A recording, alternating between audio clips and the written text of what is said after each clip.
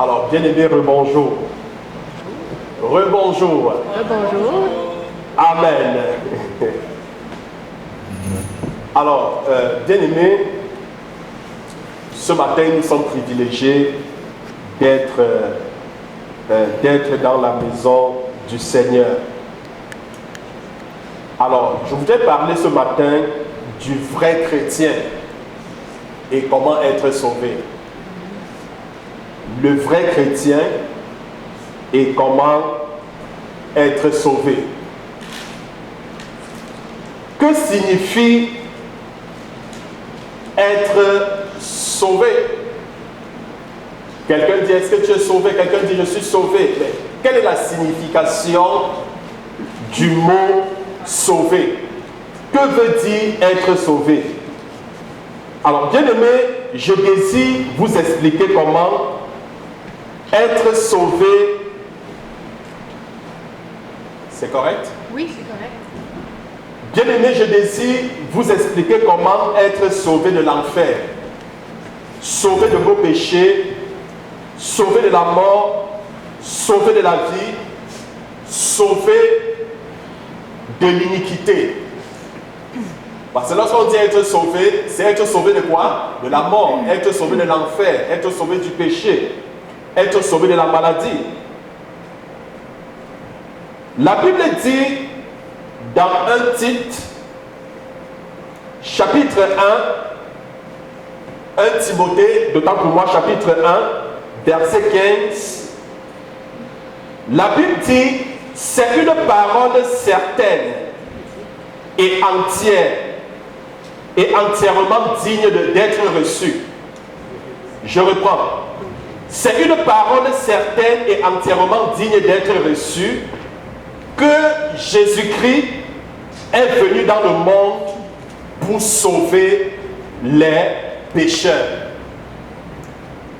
La Bible dit aussi dans Jean chapitre 3, le verset 17, Dieu en effet n'a pas envoyé son Fils dans le monde pour qu'il juge le monde,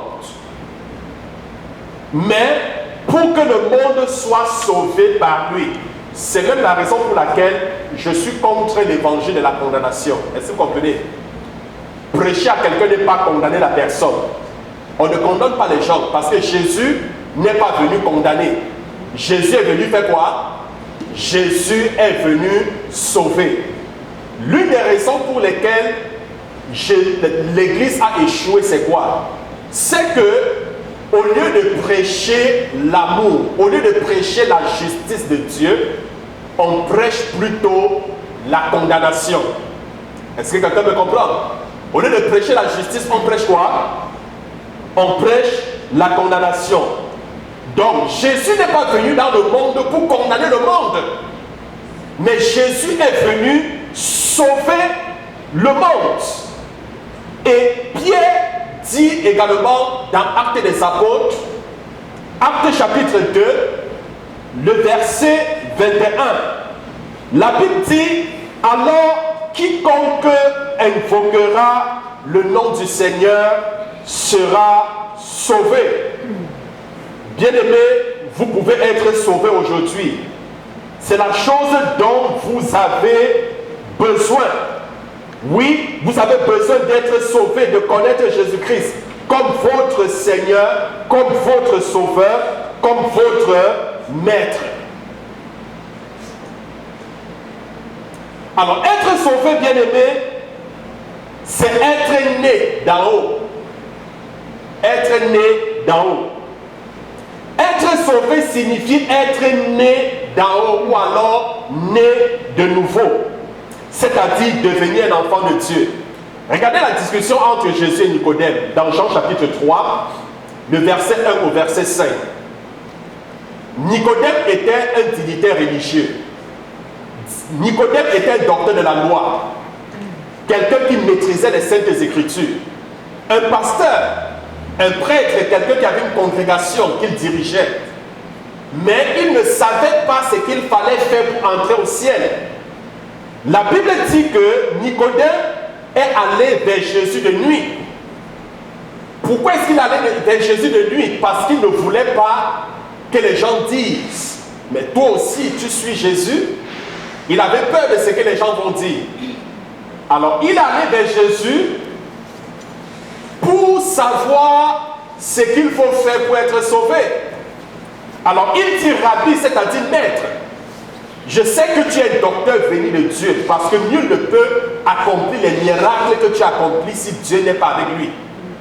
Jésus, connaissant son cœur, sa préoccupation, lui dit, Nicodème, je te le dis en vérité, un homme ne peut pas entrer au ciel s'il ne naît pas de nouveau. Est-ce que quelqu'un me comprend?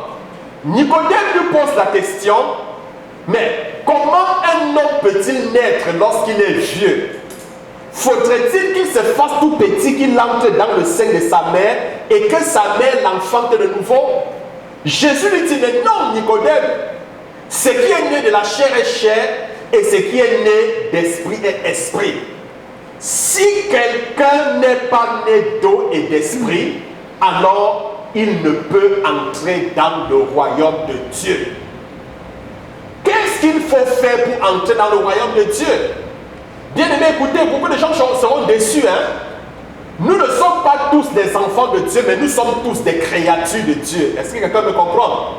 Parce qu'il y a une différence entre un enfant de Dieu et une créature de Dieu. On ne naît pas enfant de Dieu. Est-ce que je me fais comprendre? On devient enfant de Dieu. Mais nous sommes tous les créatures de Dieu.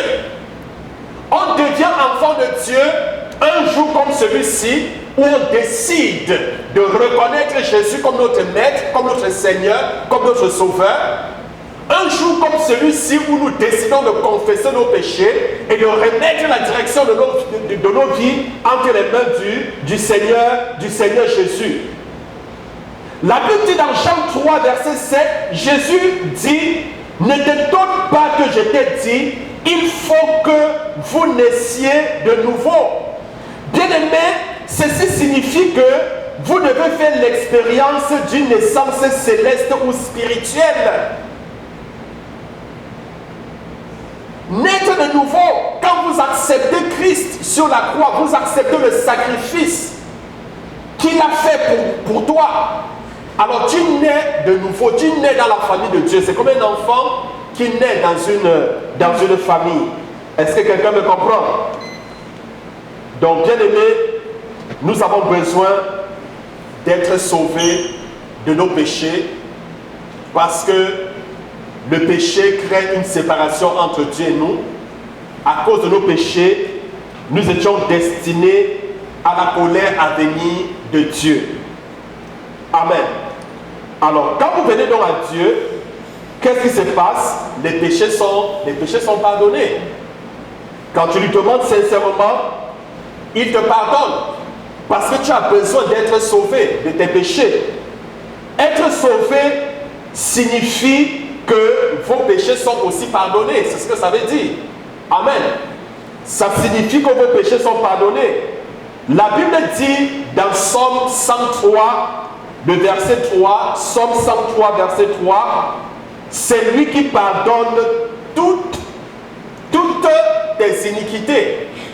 C'est Dieu qui pardonne toutes tes iniquités. Ça veut dire, il n'y a pas de péché que Dieu ne pardonne pas. Certains gens pensent que j'ai tellement péché, j'ai commis un grave péché, Dieu ne peut pas me pardonner. Non! Dieu peut te sauver de ce péché. Dieu peut te pardonner de ce péché. La Bible dit, il pardonne tous nos péchés. Tous nos péchés. Quels que soient les péchés que nous avons commis, il suffit tout simplement de lui demander avec foi le pardon et il nous pardonnera. Qu'est-ce que l'ange a déclaré au sujet de Jésus? Dans Matthieu chapitre 1, le verset 21. Matthieu chapitre 1, le verset 21. Qu'est-ce que l'ange a déclaré?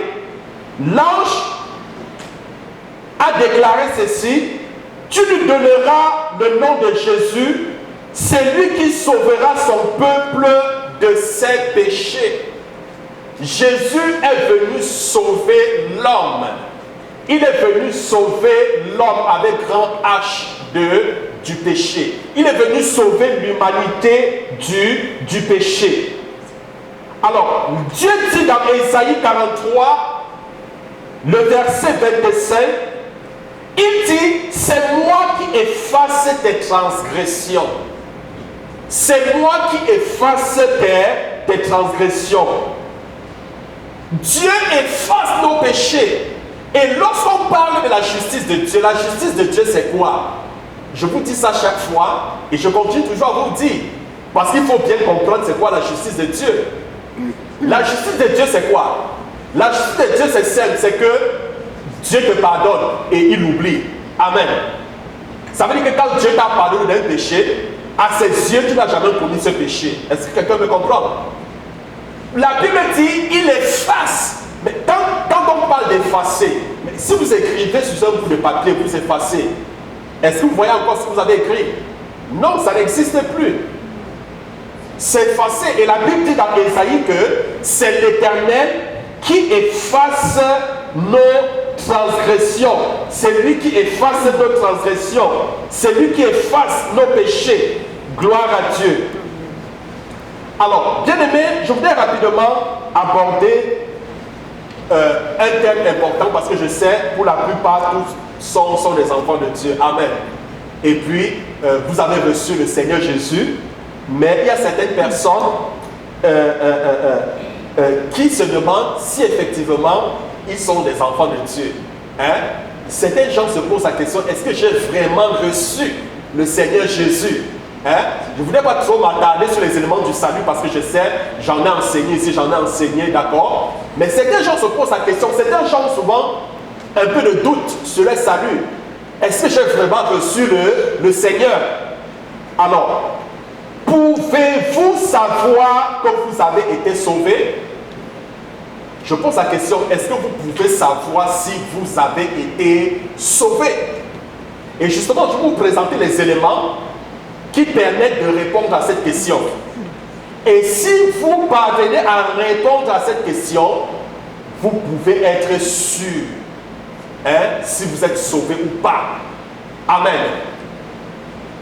Bien-aimé, Jean a écrit, lorsque je prends ma Bible dans Jean chapitre 3, le verset 14, Jean chapitre 3, verset 14, il dit, nous savons que nous sommes passés de la mort à la vie parce que nous aimons les frères.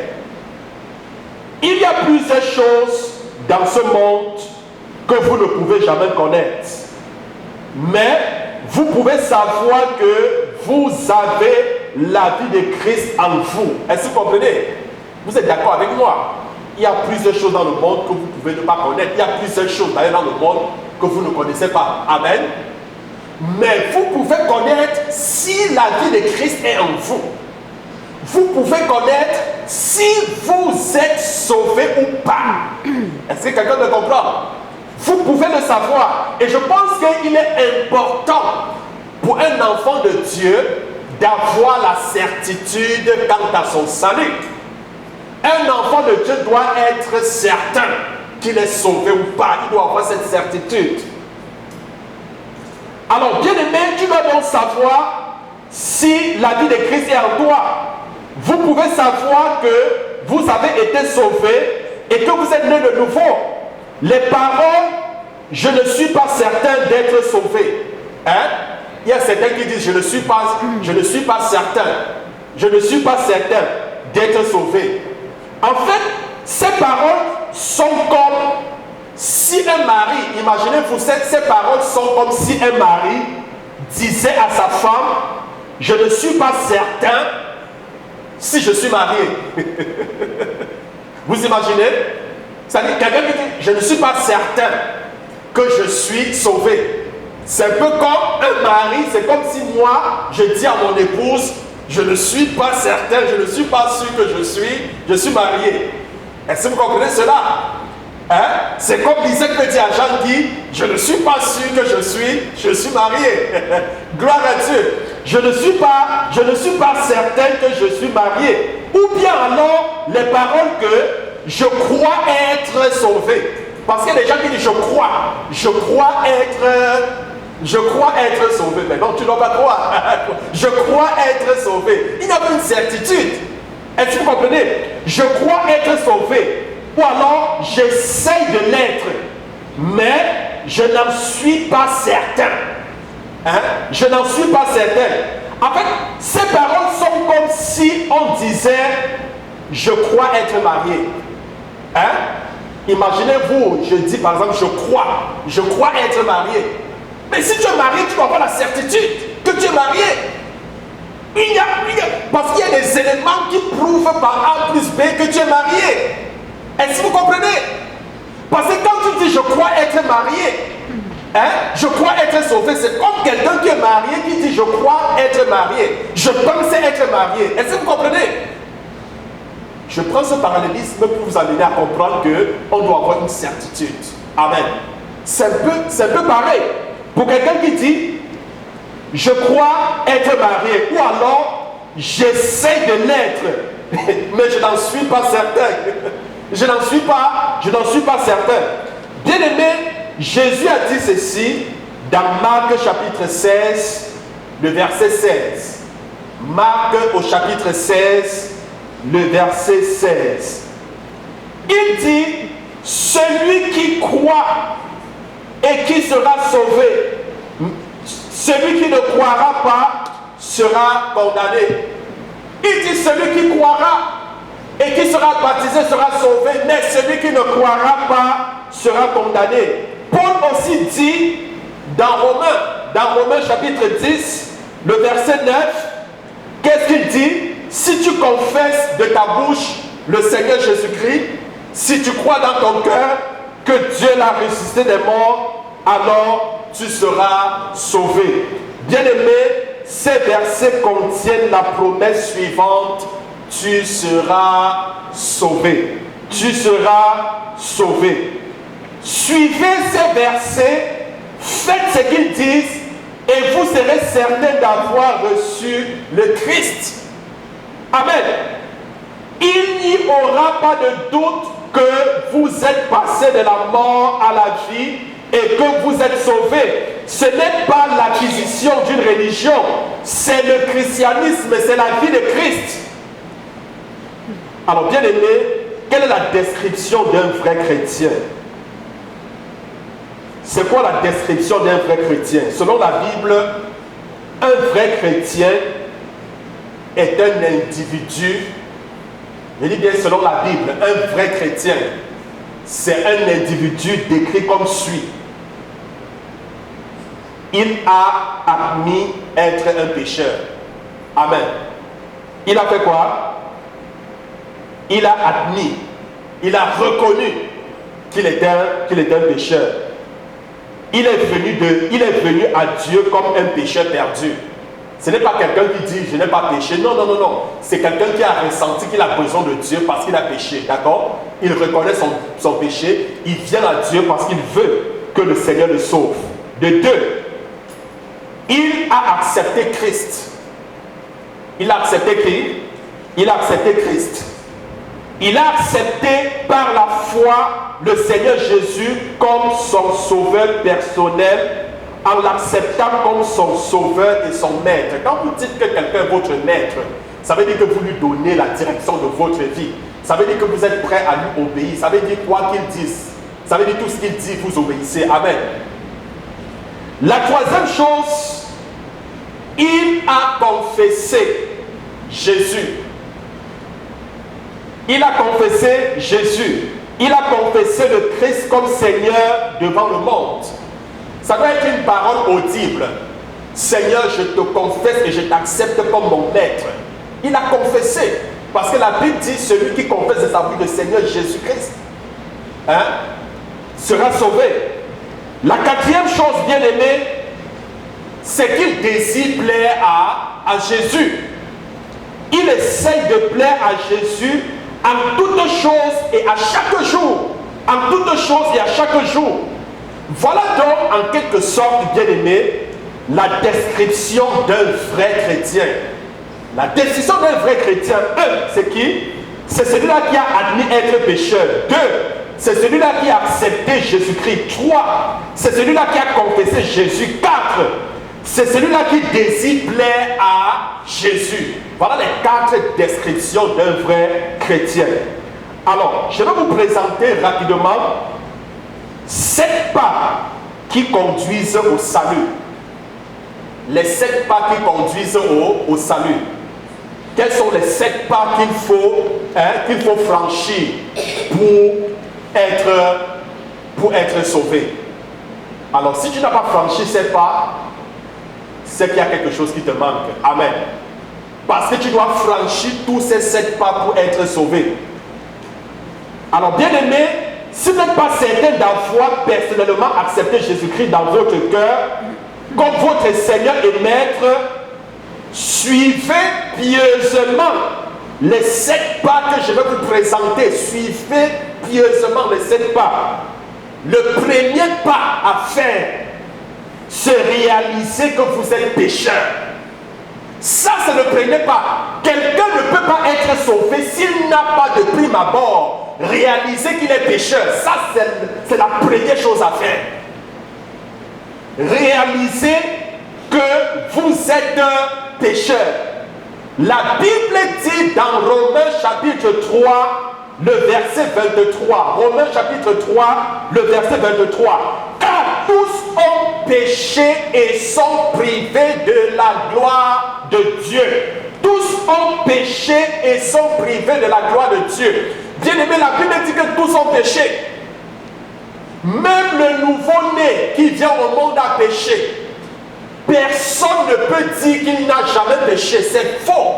La Bible dit que si tu dis que tu n'as pas péché, tu fais de Dieu un menteur et la vérité n'est point en toi. Moi-même, le pasteur, je ne vous dirai pas que je n'ai jamais péché. C'est faux. Est-ce que vous comprenez?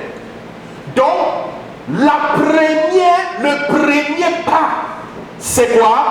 Réaliser que vous êtes un pécheur. Réalisez que vous êtes un pécheur. J'irai même encore dans 1 Jean chapitre 1, le verset 8. 1 Jean chapitre 1, verset 8.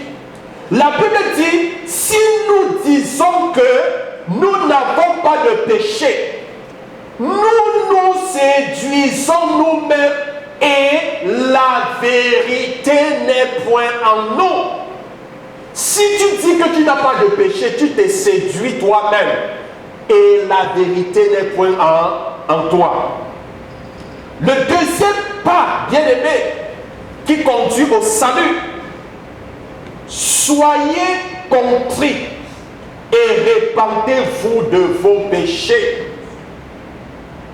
Soyez contrits et répentez-vous de vos péchés. Dans Luc chapitre 18, verset 13, Luc au chapitre 18, le verset 13, la Bible dit, le publicain se tenant à distance n'osait pas même lever les yeux au ciel, mais il se frappait la poitrine en disant, ô Dieu, sois apaisé envers moi qui suis un pécheur. Bref, bien aimé, si vous lisez l'histoire un peu plus au verset précédent, d'accord? Alors la Bible dit quoi? La Bible dit que il y a un publicain qui allait prier dans un temple. Et puis il y avait aussi un pharisien qui priait, d'accord? Alors, le publicain, il était à genoux devant le Seigneur, la face contre terre. Il pleurait à Dieu, Seigneur, je suis un pauvre pécheur. Je ne suis même pas digne de lever la tête vers le ciel à cause de mes péchés. Est-ce que vous comprenez? À côté de lui, le pharisien avait mis les mains dans la poche. Il dit, ah Seigneur, je te loue, je te rends grâce parce que je ne suis pas comme ce publicain. Hein? Qui passe son temps à pécher, hein? Mais non, moi, je jeûne, je prie. Est-ce que vous comprenez? Donc lui, il pensait qu'il n'avait pas de péché. Est-ce que vous comprenez? La Bible dit que si tu crois que tu n'as pas péché, tu t'es séduit. Tu t'es séduit. Tu dois reconnaître ton péché et tu dois confesser ton péché. Tu dois confesser ton péché. C'est très important. Donc, tu dois te repentir. Tu dois te repentir. La repentance est bonne. La repentance, c'est quoi? La repentance, c'est reconnaître son tort. Amen. Il faut reconnaître son tort. Et maintenant, la troisième action, le troisième pas à faire, bien aimé, c'est confesser vos péchés à Dieu. Confessez vos péchés à Dieu. C'est très important. Confessez vos péchés à Dieu. Dans Proverbe chapitre 28, le verset 13. Proverbe chapitre 28, verset 13. La Bible dit, celui qui cache ses transgressions, celui qui cache ses péchés, ne prospère point. Mais celui qui les avoue et les délaisse obtient la miséricorde de Dieu. Est-ce que vous comprenez cela? Celui qui cache ses fautes, celui qui cache ses péchés, la Bible dit ne prospère pas, il n'avance pas avec Dieu. Ce n'est pas possible. Mais celui qui les avouer c'est quoi? C'est reconnaître, c'est les confesser. Et celui qui les avoue, qui les confesse, qui les délaisse, obtient la miséricorde de Dieu. La miséricorde de Dieu, c'est quoi? La miséricorde de Dieu, c'est la volonté de Dieu d'agir en ta faveur. Amen. Sa miséricorde, c'est quoi? C'est sa volonté d'agir en ta faveur. Dans 1 Jean chapitre 1, le verset 9, la Bible dit que si nous confessons nos péchés, il est fidèle et juste pour nous les pardonner et pour nous purifier de toute iniquité. Si nous confessons avec foi, il est juste et fidèle qui nous pardonne. Bien aimé, le quatrième pas vers le salut, c'est abandonner vos péchés. Bien aimé, quand tu confesses un péché, tu dois l'abandonner. Amen. Quand tu confesses, tu fais quoi? Pardon. Quand tu confesses un péché, alors tu dois l'abandonner. C'est ça le quatrième pas. Abandonner vos péchés. Dans Ésaïe 55, verset 7, la Bible dit que le méchant abandonne sa voie et l'homme d'iniquité ses pensées, qu'il retourne à l'Éternel, qui aura pitié de lui, à notre Dieu, qui ne se lasse pas de pardonner. Il ne se lasse pas de pardonner. Mais de même quand nous voyons Proverbe 28, verset 13, que nous avons lu, la Bible dit, mais celui qui les avoue, celui qui avoue ses péchés et les délaisse. Délaisser, c'est abandonner. Délaisser, c'est faire comment? C'est abandonner. Donc quand tu confesses, tu dois faire comment? Tu dois abandonner afin d'obtenir la miséricorde de Dieu. Est-ce que quelqu'un me comprend ce soir, ce matin? Amen. Le cinquième pas à faire pour être sauvé, c'est demander le pardon de vos péchés. Demandez le pardon de vos péchés. Demandez le pardon de vos péchés. Dans Psaume 103, le verset 3. Psaume 103, verset 3. La Bible dit, c'est lui qui pardonne toutes tes iniquités et qui guérit toutes tes maladies. Amen. Il pardonne tous tes péchés, tous tes péchés. Alors, il y a un passage plus intéressant dans Ésaïe chapitre 1, le verset 18. Ésaïe chapitre 1, le verset 18. La Bible dit, venez et plaidons, dit l'Éternel. Venez et faites quoi? Et plaidons. Dieu dit, viens avec ton péché, viens. viens et plaide. Est-ce que quelqu'un me comprend? Je continue la lecture. Venez et plaidons, dit l'Éternel. Si vos péchés sont comme le cramoisi, ils deviendront blancs comme la neige. S'ils sont rouges comme la pourpre, ils deviendront comme la laine. Mais Dieu dit, écoute, viens, plaide tes péchés.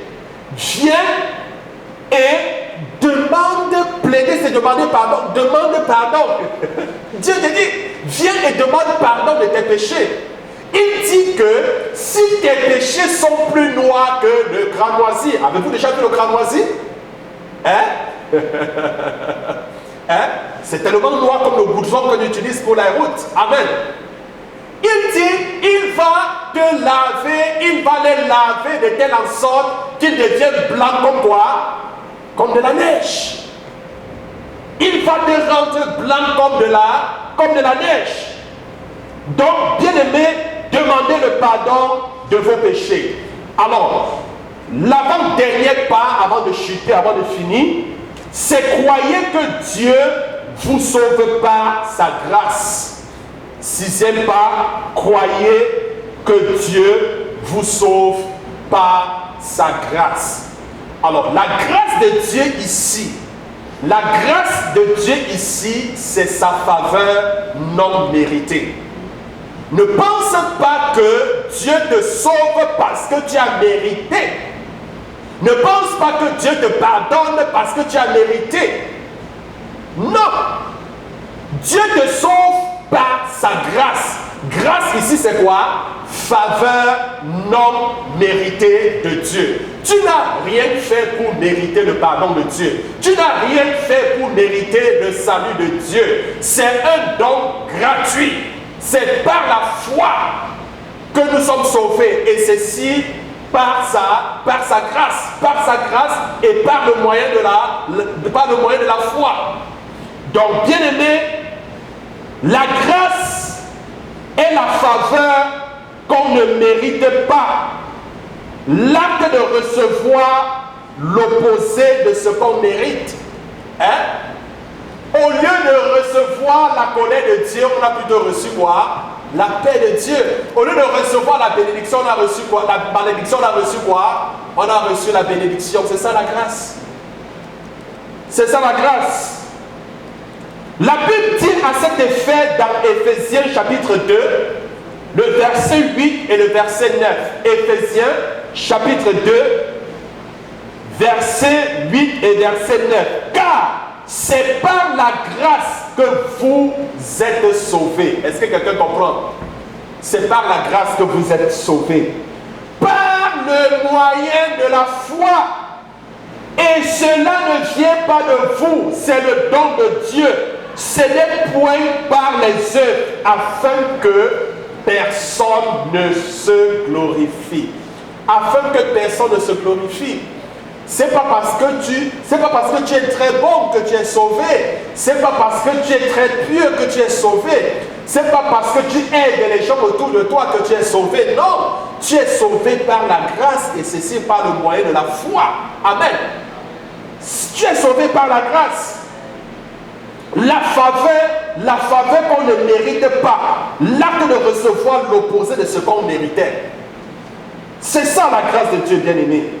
Alors, bien-aimé, tu dois donc le reconnaître. Et le septième pas pour chuter, pour finir, c'est consacrer votre vie entière à Jésus. Voilà le septième pas pour être sauvé. Consacrer votre vie entière à Jésus. Ça veut dire, après avoir franchi ces 6 pas, le septième pas, tu fais quoi? Tu consacres ta vie entière à Christ.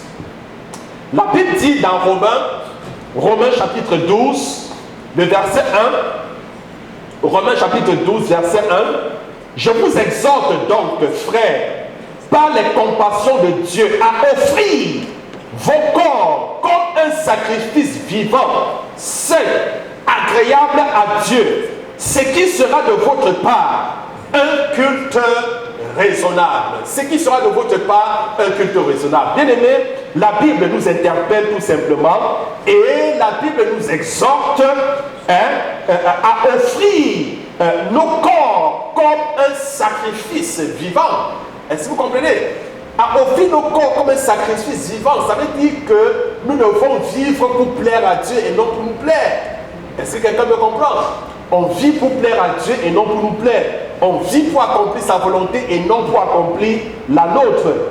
Bien aimé, c'est pourquoi dans Matthieu 10, verset 32, Matthieu 10, verset 32, la Bible dit c'est pourquoi quiconque me confessera devant les hommes, je le confesserai aussi devant mon Père. Et quiconque je le confesserai aussi devant mon Père qui est dans les cieux. Donc bien aimé, une vie consacrée, vous devez consacrer votre vie entièrement à Christ. Vous devez parler de Christ autour de vous. Amen. Parce que si vous consacrez votre vie à Christ, il doit prendre la première place dans votre vie. Amen. Et le Seigneur, qu'est-ce qu'il dit? Qu'est-ce qu'il dit le Seigneur? Il dit que celui qui le confesse devant les hommes, lui aussi va le confesser devant le Père. Celui qui parle de Jésus devant les hommes, Jésus dit, moi aussi je vais parler de lui devant mon Père. Nous connaissons tous le ministère actuel de Jésus, c'est quoi? Il intercède pour l'Église. Amen. Il intercède pour nous. Il y a certains gens qui sont incapables de parler de Jésus autour d'eux, de confesser Jésus autour d'eux, de parler de Jésus aux membres de leur famille, à leurs amis. Sachez que plus vous parlez de Jésus, plus aussi il parle de vous auprès de son Père. Alors bien aimé, voilà donc les 7 pas qu'il faut franchir pour recevoir le Seigneur Jésus. Alors je voudrais rapidement prier, peut-être pour ceux qui nous écoutent en ligne, peut-être si tu es ici et que tu n'as pas encore franchi 7 pas, si tu voudrais accepter le Seigneur Jésus-Christ dans ta vie comme ton maître, comme ton Seigneur, il faudrait, n'est-ce pas, que tu franchisses ces pas. Je voudrais tout simplement t'inviter à répéter cette prière après moi. Seigneur Jésus, je te dis merci parce que tu m'aimes d'un amour grand, d'un amour immense. Il n'y a aucun amour plus grand que de donner sa vie pour ceux que l'on aime. Je viens à toi ce matin parce que je reconnais avoir péché. Je suis un pécheur, Seigneur. Oh mon Dieu, j'ai péché depuis que je suis sorti du sein de ma mère jusqu'à maintenant. Quels que soient les péchés que j'ai commis, je te demande de me pardonner.